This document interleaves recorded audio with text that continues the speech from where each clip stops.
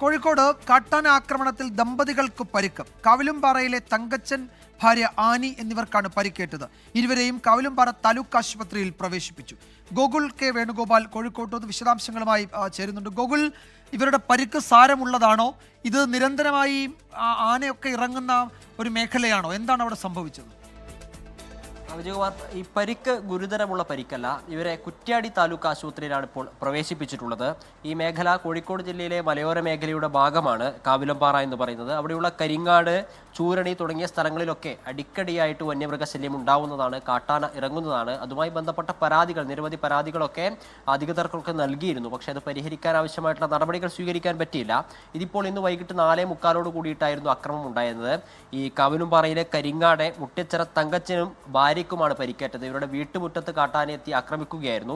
കാട്ടാന കുട്ടിയുടെ അക്രമമാണ് ഉണ്ടായത്. അതിനാൽ തന്നെയാണ് വലിയ ഒരു അപകടം ഉണ്ടാവാതെ രക്ഷപ്പെട്ടത് എന്നാണ് ഈ തങ്കച്ചൻ പറയുന്നത്.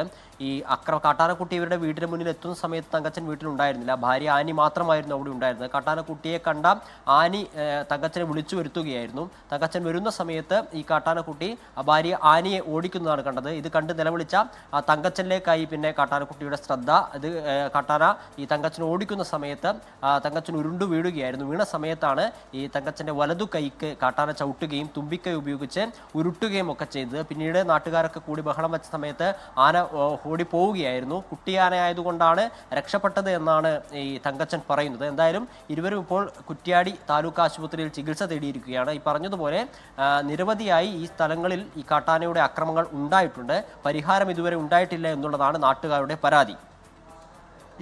വിശദാംശങ്ങൾ നൽകിയത് ഗോകുൽ കെ വേണുഗോപാൽ, കോഴിക്കോട്ട്.